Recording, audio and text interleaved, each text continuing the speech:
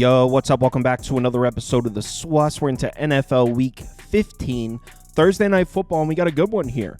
Rams are on the road at San Francisco. Let's do it. All right, like I said, we got the Rams on the road at San Francisco for this one. Niners laying 3 points at home here. Total sitting at 48.5. Actually, 49 mostly. I'm mostly seeing 49s.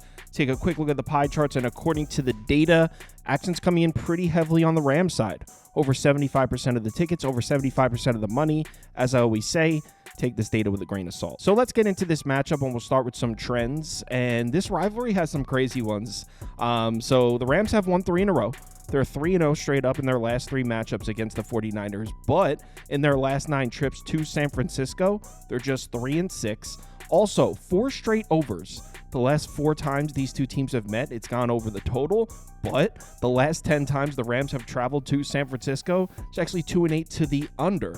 Also, Brock Purdy has never, ever, ever lost on Thursday Night Football. He's a perfect 4-0 straight up, 4-0 against the spread. So Brock Purdy has a flawless record on Thursday Night Football. And on top of that, the Rams have been great on Thursday Night Football. Since 2017, the Rams are 7-2 on Thursday night, 6-1 against the spread. So Brock Purdy, a perfect 4-0 on Thursday Night Football. The Rams also have been excellent on Thursday Night Football. So yeah, as you guys know, I'm not much of a trends guy, but there's a few of them for those of you that are looking for some trends. Let's talk about this matchup. We'll start with the Rams offense against the 49ers defense. Slight edge to the Rams offense. Well, I mean, according to this graphic, it's not even really a slight edge. Pretty decent edge to the Rams offense, let's say. Rams are 13th in yards per play, 6th in success rate. 49ers defense, 5th in yards per play, 22nd in success rate. I want to start with the Rams run game because the Rams have finally seem to have figured it out. They've been running the ball recently. Offensive line finally healthy. Well, we think it's going to be healthy. We'll talk about that in a second. But they're in the top 10 in terms of creating space in the run game. 9th in adjusted line yards, 5th in run blocking grade, 5th in yards before contact. Matched up against a 49ers defensive line that's been struggling to stay on the line of scrimmage all season.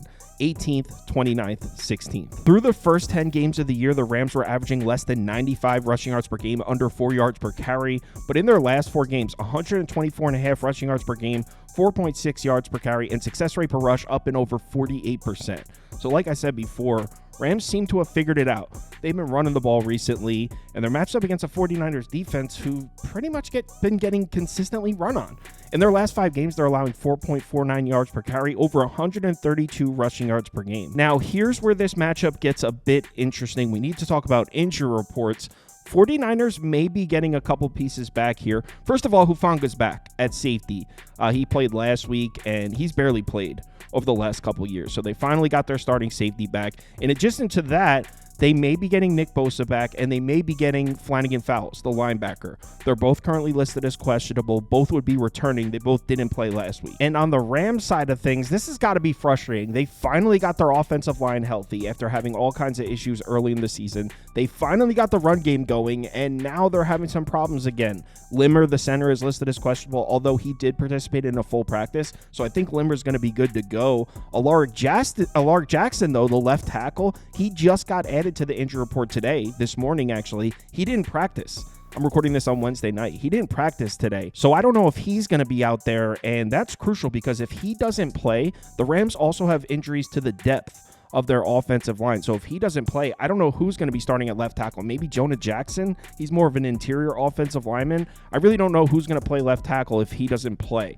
So on paper, the Rams should be able to run the ball on the 49ers. The Rams have been running the ball recently. The 49ers can't seem to stop the run. But you add in the element that it's a short week, first of all, short week on the road. The 49ers may be getting some pieces back on the defensive side of the ball, and the Rams offense may be a little banged up at offensive line again. So as far as predicting whether or not the Rams are going to be able to run the ball in this game, personally, I think they will be able to run the ball. I don't really trust this 49ers defense, especially against the run, but the injuries definitely make it a bit interesting. It's more of an argument.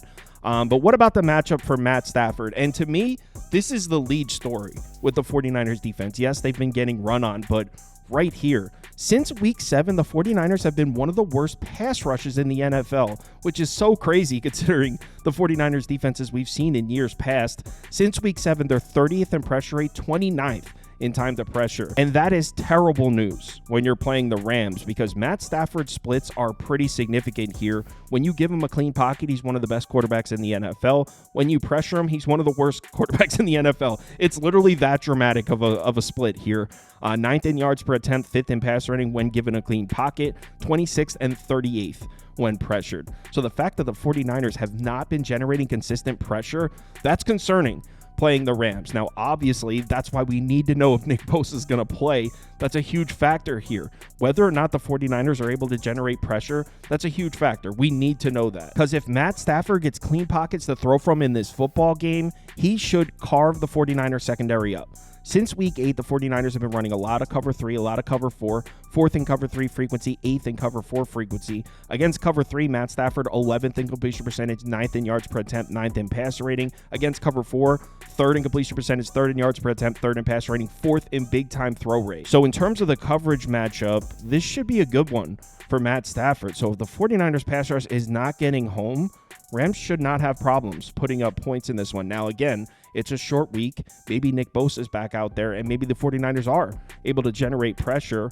But as a whole, I have to say I kind of like the matchup for the Rams on offense here. I think they're able to move the ball and score points in this game. But what about the matchup on the other side of the ball? We got the 49ers offense against the Rams defense, and this should be a pretty favorable matchup for San Francisco. 49ers 2nd in yards per play, 13th in success rate against a Rams defense that's 27th and 26th. So on this side of the ball, 49ers should have the significant edge. Now we know this 49ers offense is nowhere near healthy right now. Trent Williams is still out. Who's going to be getting the carries here? Taylor? Is it Abanikanda out of Pittsburgh? The guy the Jets drafted, they just picked him up. So I don't really know who's going to be the main RB here. Probably ask a fantasy football DFS guy about that.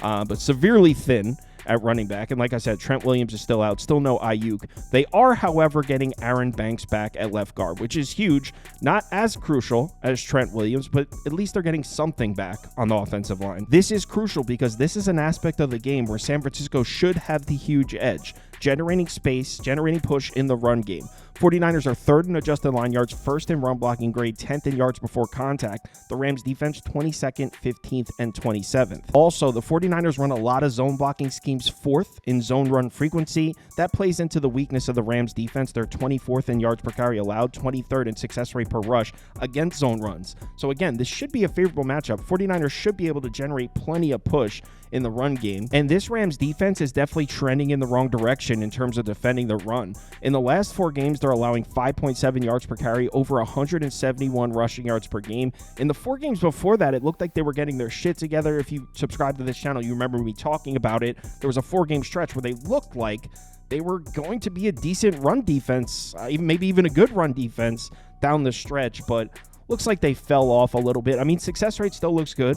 37.7% success rate per rush in the last 4 games, but this is not a defensive front I particularly trust when it comes to stopping the run. So yes, we have question marks on the 49er side. Who's getting the carries? We don't even know who RB1 is going to be. Also, there's no Trent Williams. These are legitimate concerns, but I do think the 49ers are going to be able to run the ball in this game. They should have no problems generating push, especially on the short week. They're at home. So I like the 49ers to be able to run the ball regardless of who's playing the running back position. Now, what about the pass rush, though? Because that's probably been the most consistent part of this Rams defense all season. The run defense has been up and down, a little bit of a roller coaster. The pass defense, the secondary has been a little inconsistent, but the pass rush has pretty much been there all year. They're 9th in pressure rate, 10th in pass rush grade against a 49ers offensive line that, again, is missing Trent Williams. So maybe the Rams are able to generate some pressure on Brock Purdy in this game. Here's the thing. That's been Brock Purdy's strength this year. He's 7th in pressure to sack rate, so he doesn't take sacks at a high rate. He's 9th in yards per pass attempt when pressured, 5th in passer rating when pressured. He's got a 91.2 passer rating under pressure. He's been great under pressure. So the strength of the Rams defense, Brock Purdy might be equipped to handle. And when it comes to the Rams in coverage, this should be a good matchup for Brock Purdy. Since week 8, the Rams have been running a lot of cover 3. They're 6th in zone coverage frequency, 6th in cover 3 frequency. Brock Purdy, top 10, maybe even top 5 quarterback against zone coverage, 11th in completion percentage, 1st in yards per attempt, 4th in pass rating, 3rd in turnover-worthy play rate. He's had a lot of problems trying to throw the ball in man coverage this year. But against zone, he's been cooking. He's been one of the best quarterbacks in the NFL against zone coverage. And the same goes for cover 3. Maybe not quite as elite, but definitely a top 10 quarterback against cover 3 this year. 10th in completion percentage, 6th in passer rating, 5th in turnover-worthy play rate. So this is looking like a pretty good matchup for Brock Purdy in this game. Not to mention the Rams are not healthy in the secondary. Kobe Durant was just ruled out just a couple hours ago. They're also missing Reader, inside linebacker. So I don't have a ton of faith in the Rams defense in this spot. As much as I like the matchup for the Rams offense, as much as I think the Rams are going to be able to score points, I think Brock Purdy is in a good position to have a good game in a short week. I think the 49ers are going to be able to run the ball regardless of who's taking the carries. So I like the matchup for the 49ers on offense. So where does that leave me in terms of placing a bet? Well, it leaves me in a pretty tough spot because I like the matchup for both offenses, and you might be thinking, Kyle, why not just go play an over then?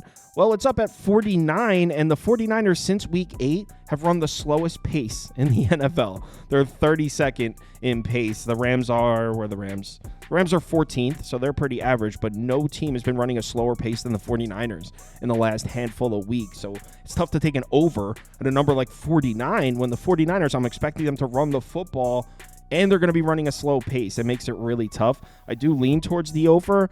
I think the 49ers probably win. If you can get a 2.5, I like the 49ers. So, I mean, it sucks. It's a primetime game. Obviously, I want to place a bet. I don't really love it. I think 3 is perfect for this one. I like the 49ers at 2.5. So my pick for this game would be 49ers minus 2.5 if you can get it. By the time you're watching this, maybe it's not available, which sucks. So I guess my pick is 49ers minus 3 and over. But if I'm being honest, I don't really like the game. Probably just be doing some gambling on this one. We'll talk about it on the live show. Maybe we can find a prop or a same game parlay or something. But yeah, picks for the game, 49ers minus 3, preferably a 2.5 and over. Live show, 4 p.m. Eastern time. We'll go through this game. We'll go through the NBA games. We'll go through some college basketball, same as we always do. If you're able to make it, we'd love to see you in the comments. Please remember to bet responsibly. Just had a good week 14. Let's make it back to back. Hit me up in the Discord if you need me.